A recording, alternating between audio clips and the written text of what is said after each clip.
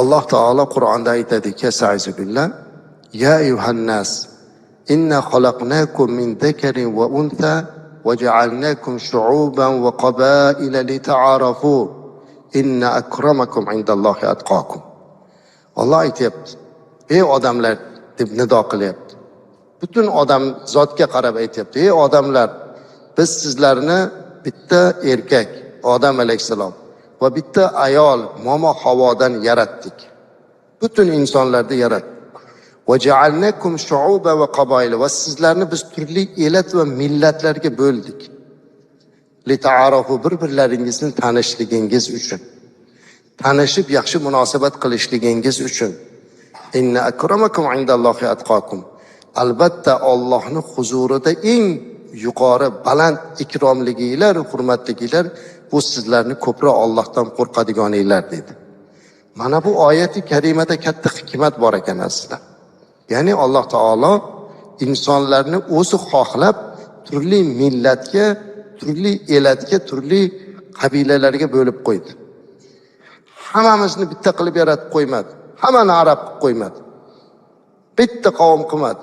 Har xil qilib yaratdi. Lita'aruf, bir-biringizni tanishligingiz uchun. Demak, boshqa millatlar bir-birini tanib, bir-biri bilan go'zal muomala qilishligi. Bundan chiqdi, har kim o'zini millatida, o'zini milliyligida qolish kerak. Agar hamma bir xil bo'lsa, qanday taniydi va qanday tanishadi? Salmon Farsi radhiyallohu anhu umrining oxirigacha o'zini Fors ekanligidan mag'rurlanib o'tdilar. Salmon Farsi degan nom bilan aytdi. Suhayb Rumi oxirigacha Rumi bo'ldilar.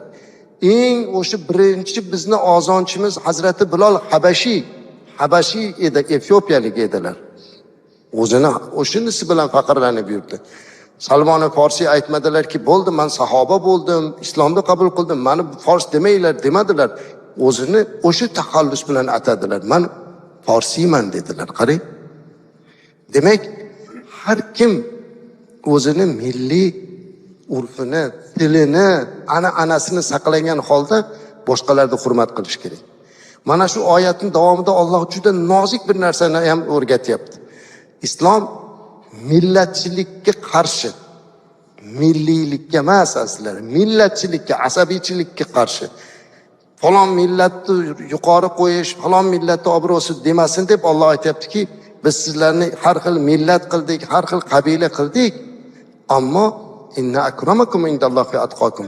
Qaysi biringiz ko'proq Allohdan qo'rqib hayot kechirsangiz, mana shu Allohning huzurida mukarram deyapti.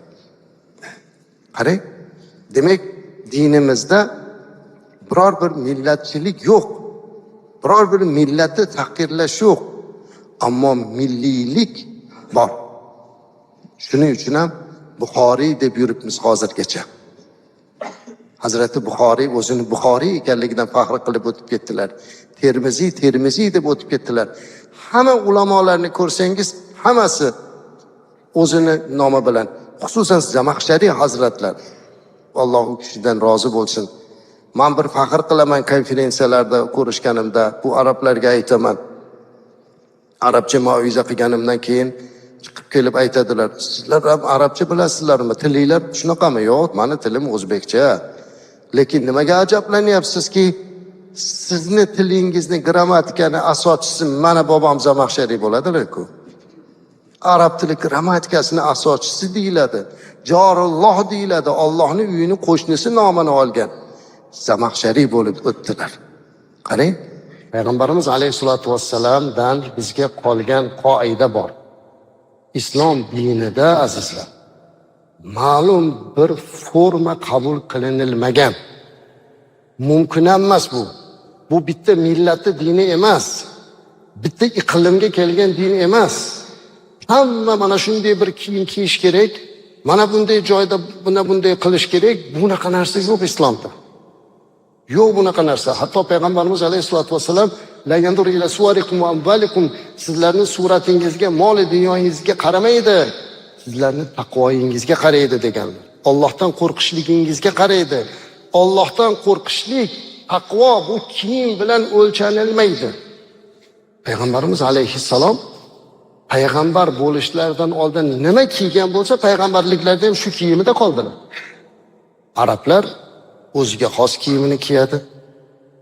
Turklar o'ziga xos, Indoneziya, Malayziyadagi musulmonlar o'ziga xos kiyadi. Urfiga, odatiga. O'zbeklar o'ziga xos kiyadi. Islom nimani o'rgatadi? Islom me'yorida satr avrat deymiz. Berkitishlikka buyurilgan joylardan ortiq joyda berkitmasdan taqvoda turishlikka, ya'ni me'yorga talab qiladi. Biz Muhammad alayhisolatu vasallamning ummatimiz, lekin go'zal millatimiz bor, go'zal tilimiz bor, go'zal urfimiz bor, odatimiz bor. Ota bobolarimiz, ajdodlarimiz islom dinini qabul qildilar. Arab bo'lishdi emas. Islomni qabul qildilar. Millatni emas. Millat saqlanadi. Taqlid nuqtai nazardan boshqa millat boshqaga o'tilmaydi. Mana shu an'ana asrlar davomida bizda keldi. Musulmon o'zini odobi bilan, o'zini axloqi bilan musulmon.